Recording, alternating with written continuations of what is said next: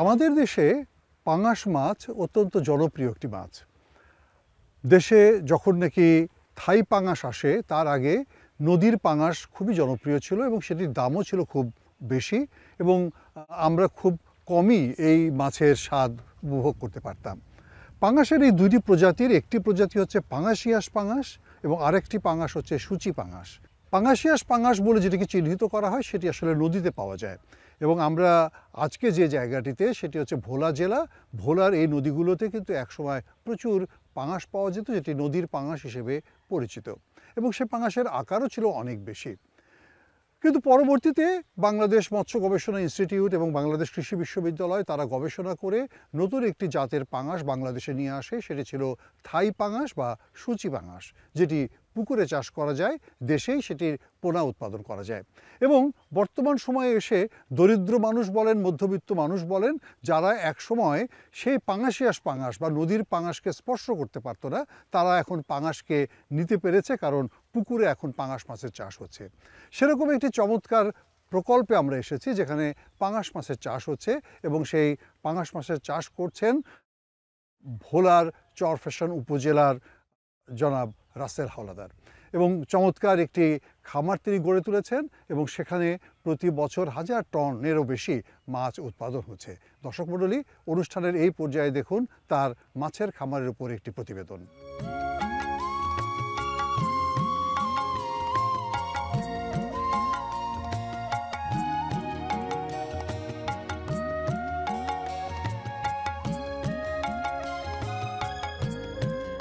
রাসেল হাওলাদারের এই প্রকল্পের জায়গাটি হচ্ছে দুলারহাট থানাতে। আমরা জানি যে চরফ্যাশনে বেশ কয়েকটি থানা তৈরি হয়েছে। চরফ্যাশন উপজেলার মধ্যেই দুলারহাট একটি থানা এবং সেই থানার ঠিক পাশেই রাসেল হাওলাদারের এই প্রকল্পের নাম হচ্ছে Howlader fisheries and agro project. মাছ চাষের ক্ষেত্রে আমরা জানি যে অনেক রকমের জটিলতা আছে।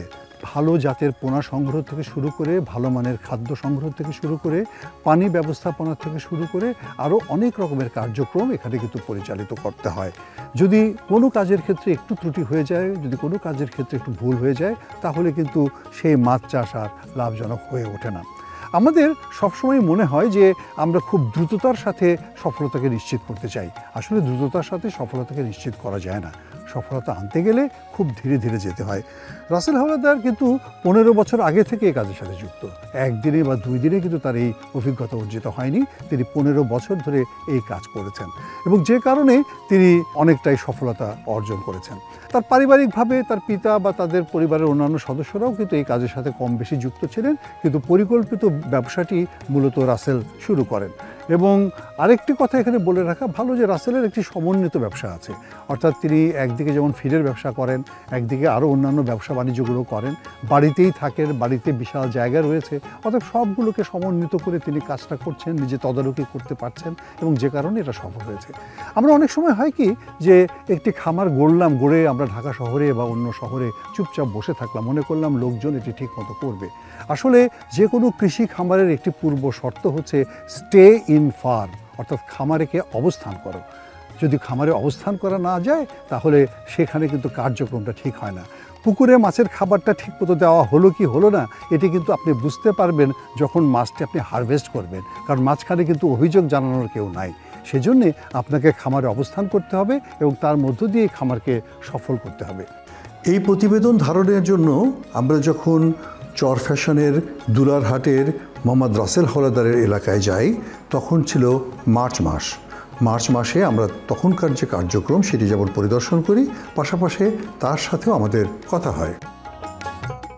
দর্শক মণ্ডলী, আমরা সবাই বলে থাকি যে মাছে ভাতে বাঙালি, আমাদের ভাতের সাথে মাছ থাকতে হয়।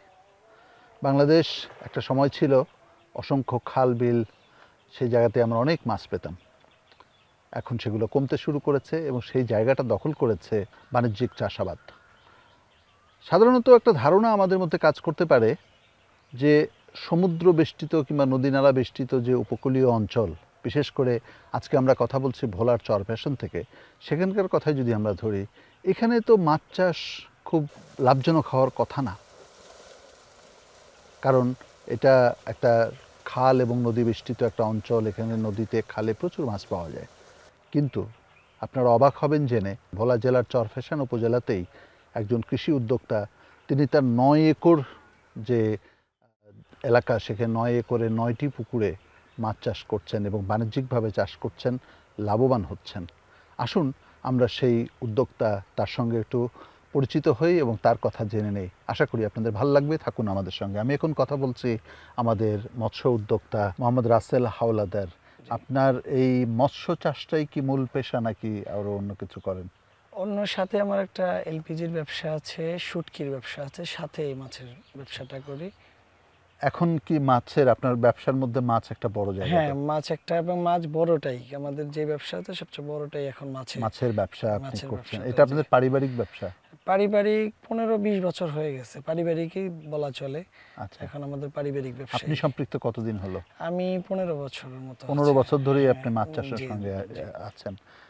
মাছ চাষে কেন আসলেন আপনারা? যেমন আমি যে কথাটি বলছিলাম যে খাল বিল অধ্যুষিত আপনাদের এই অঞ্চল, সেখানে মাছ চাষ কি লাভজনক? হ্যাঁ, লাভজনক। মাছ চাষে আসা হচ্ছে আমাদের এখানে যে পরিমাণ মাছ নদীতে হয়, প্রায় 50% মাছে ঢাকাতে চলে যায়, বিভিন্ন জায়গায় রপ্তানি হয়ে যায়। তবে আমাদের এখানে যে চাহিদা, এটা নদীতে যে মাছ, ওইটা আমাদের এখানে খুব একটা মানে থাকে না।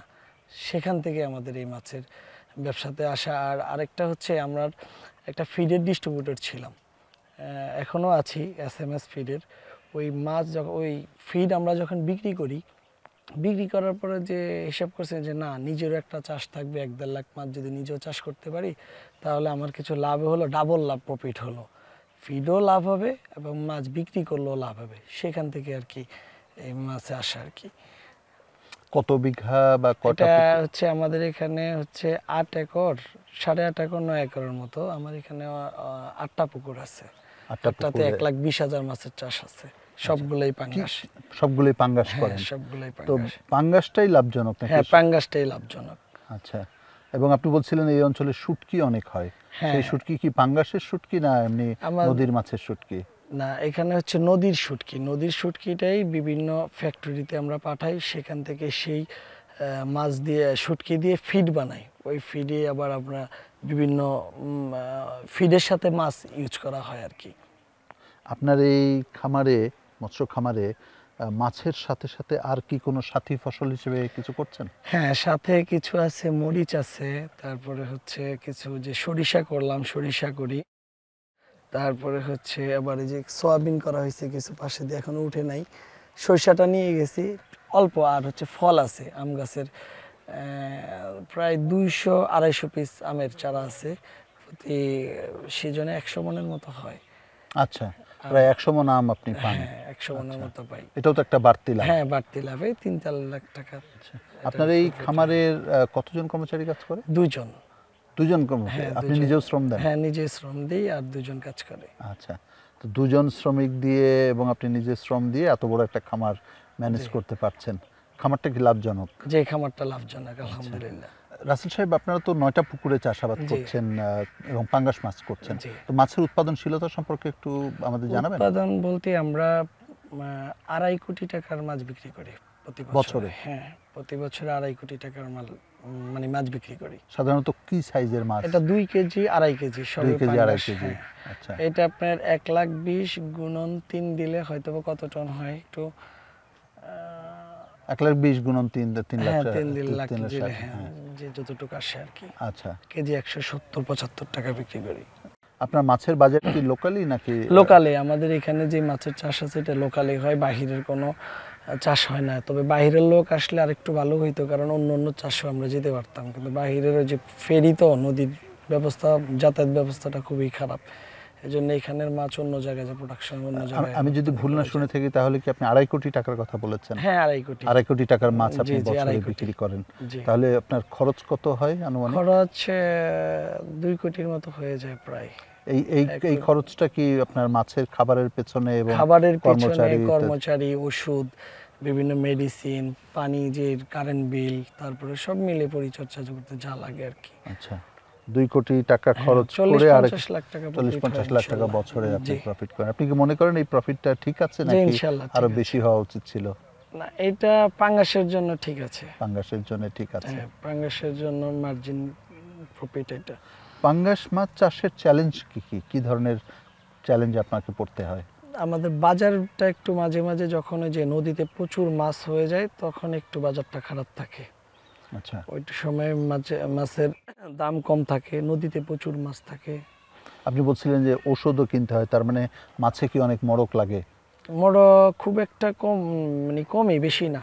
পাঙ্গাসের বেশি না। রোগবালা খুবই কম, পাঙ্গাসের যেটা রোগবালাই অন্যান্য কম। মাছের একটু বেশি। আর প্রতিরোধ ক্ষমতা পাঙ্গাসের ভালো, রোগ প্রতিরোধ ক্ষমতা, খুব সহজে মরে না এবং প্রচুর পানি হয়। আমাদের তো ভোলা জেলায় এমনিও প্রচুর পানি হয়, প্রচুর পরিমাণ পানি, বৃষ্টিতেও পাঙ্গাস কোথাও লড়ে না। এখানে পুকুরের মাছ পুকুরেই থাকে, এখানে প্লাবিত হওয়ার তো কোনো সম্ভাবনা কোনো সুযোগ নেই। কোনো আমি তো সম্ভাবনা জন্ম নেই। পরে দেখিই নেই, আপনি- তবে আপনি অন্তত আমি দেখেননি। দেখিনি, তবে শুনি যে ভোলা নিয়ে খবর, সবাই খুব টেনশনে থাকে, কিন্তু আমরা থাকি না। হ্যাঁ, একটু বৃষ্টি হলে মনে হয় যেন দক্ষিণে কারণ তলিয়ে আমাদের যাবে। পানি নিষ্কাশন ব্যবস্থা আচ্ছা। ভালো, তো নদীতে এই পানি নেমে যায়। আমি জন্মের পরে দেখি নাই আর কি কখনো পানি।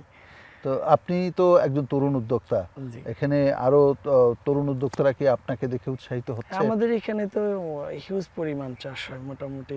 চরফ্যাশনে, ভোলা জেলার মধ্যে চরফ্যাশনে সবচেয়ে বেশি পাঙ্গাসের উৎপাদন হয় এবং এই চরফ্যাশনের মধ্যে আবার এই দুলারহাট আমাদের এখানে। দুলারহাট এটা? আমরা আচ্ছা। পাঙ্গাসটাই উৎপাদন দুলারহাট থেকেই শুরু। পুরা ভোলা জেলায় আগে একটা সময় ভোলা জেলা থেকেই পুরা এই দুলারহাটের পাঙ্গাসে পুরা ভোলা জেলায় আমরা সাপ্লাই করতাম। এখনো বেশিটা এখানেই হয়। তারপরে এখন আমাদেরটা দেখে দেখে ভোলাতে, বরা নদীতে কিছু মোটামুটি উৎপাদন হচ্ছে, তবে এত না। আমাদের এই উপজেলাতে যে পরিমাণ, এত বেশি না। আচ্ছা, আমরা আপনার অধিকতর সাফল্য কামনা করি। আপনি জি। আমাদের রোল মডেল হয়েই থাকুন, বিশেষ করে তরুণ উদ্যোক্তাদের কাছে। জি। এবং আশা করি যে সরকারের সাথে আপনার সহযোগিতা আরো সম্প্রসারিত হবে জি। এবং আপনি আরো ভালো করবেন।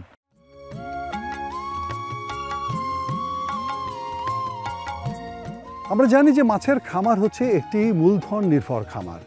যেমন এখানে এত বড় একটি খামার, মাত্র 2-3জন লোক কাজ করেন, কিন্তু কোটি কোটি টাকার মতো বিনিয়োগ করতে হয় এই কাজে, এবং সেজন্য সকল উদ্যোক্তার পক্ষেই কিন্তু এই কাজটি করা সম্ভব হয় না। যদি ব্যাংক থেকে সহযোগিতা পাওয়া যায় তাহলে কাজটি অনেকটাই সহজ হয়ে যায়। স্থানীয় ইউনাইটেড কমার্শিয়াল ব্যাংক রাসেল হাওলাদারকে বিনিয়োগ করতে সহযোগিতা করেছেন। আসুন শোনা যাক সেখানকার ব্যাংক ম্যানেজার সাহেবের কথা, যে তিনি কিভাবে, কোন দৃষ্টিতে এই কাজটি করলেন। জাকির সাহেব, এই হাওলাদার অ্যাগ্রো ফিশারিজ আমরা যতটুকু কথা বলে বুঝতে পারলাম এটা একটা সফল মৎস্য প্রকল্প এই দুলারহাট এলাকাতে এবং চরফ্যাশন উপজেলাতে, এবং 15 বছর ধরে তারা মৎস্য চাষ করছেন, করে তারা লাভজনক অবস্থায় আছেন। তো এইখানে তো আর্থিক চ্যালেঞ্জ ছিল, এবং আপনারা কিভাবে এটার সাথে সম্পৃক্ত হয়েছেন, কিভাবে সহযোগিতা করছেন? জি, আমরা ধন্যবাদ। আসলে কমার্শিয়াল ফিশ প্রোডাকশন একটা হাইলি ফিনান্সিয়াল সেন্সিটিভ প্রজেক্ট।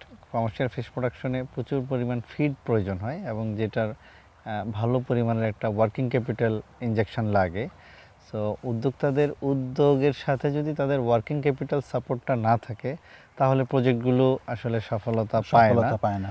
তো এই বাংলাদেশের খাদ্য নিরাপত্তার জন্য কমার্শিয়াল ফিড প্রোডাকশন বেশ বড় একটা ভূমিকা রাখছে।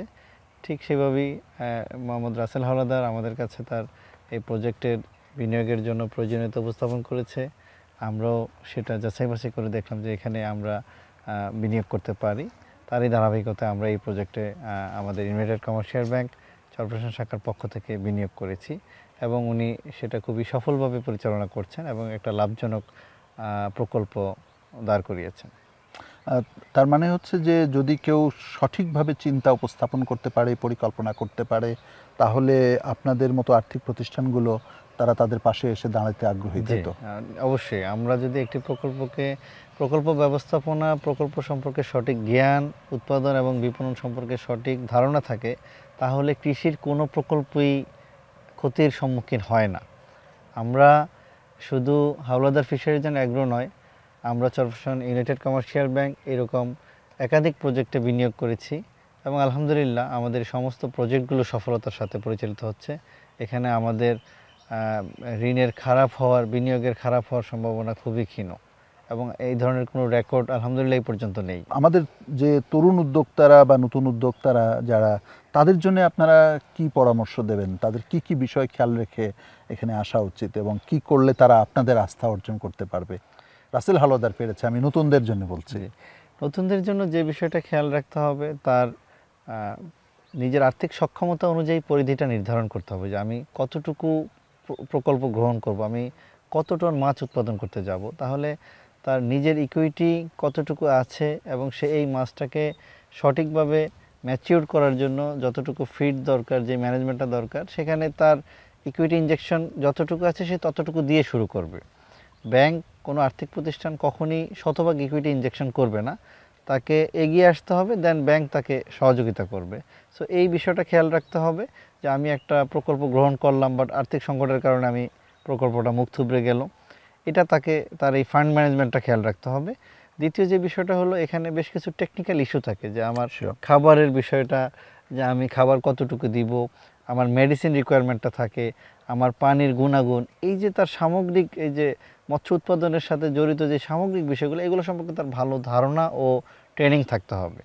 সঠিক জ্ঞান না থাকলে, সেই কারিগরি জ্ঞান এবং কারিগরি দক্ষতা না থেকে রাসেল হাওলাদার 50 লাখ লাভ করছে সুতরাং আমিও ঝাঁপিয়ে পড়বো, জি, সেটা আত্মঘাতী হতে পারে। এই জন্য সেখানে আমার সতর্কতা নতুনদের প্রতি দরকার। পরামর্শ থাকবে যে কাজটা করার আগে ভালোভাবে জেনে বুঝে করা, এবং বাজার কখন কীরকম থাকে, বাজারটা ইম্পর্টেন্ট। কারণ আমাদের এখানে নদীর মাছের সরবরাহ থাকে, কিছু কিছু সময় নদীর মাছের সরবরাহ কম থাকে, ওই সময় এই মাছের বাজার ব্যবস্থাপনাটা ভালো থাকে, বাজারের চাহিদাটা ভালো থাকে, এই বিষয়গুলো খেয়াল রেখে চলতে হবে।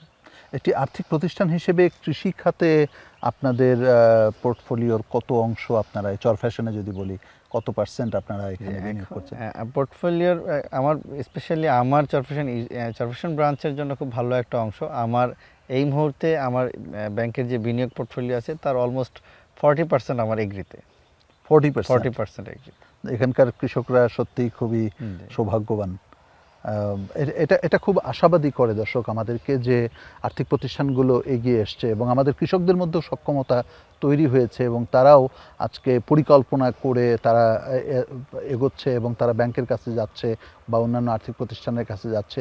এইভাবে আমরা সমন্বয়ের ভিত্তিতে কাজ করে, সুপরিকল্পিতভাবে কাজ করে সবাই মিলেই নিজেদের সমৃদ্ধি আনতে পারি, কৃষির সমৃদ্ধি আনতে পারি এবং সমৃদ্ধ বাংলাদেশ গড়ে তুলতে পারি।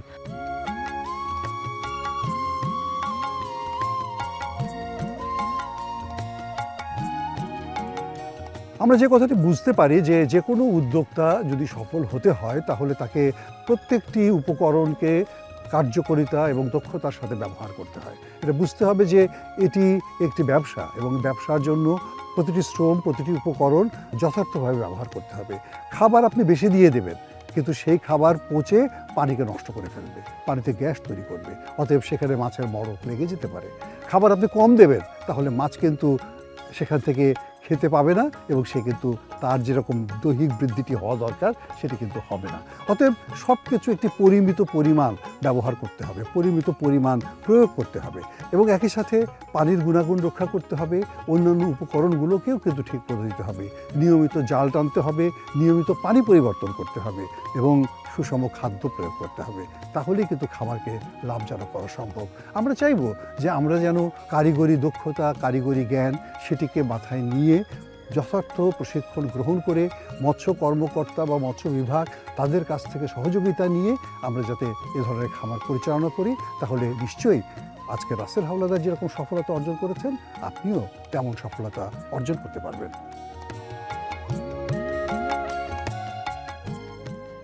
আসলে মাছ চাষের ক্ষেত্রে অনেকগুলো কলা কৌশল আছে, অনেকগুলো বিষয় আছে। এটি জীবন নিয়ে একটি ব্যবসা, এজন্য গুরুত্বটা অনেক বেশি।